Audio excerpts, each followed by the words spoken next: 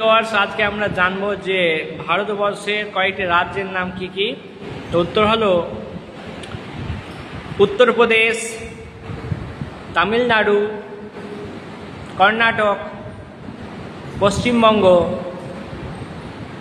ওড়িশা। এগুলো সবই হলো রাজ্যের নাম ভারতবর্ষে।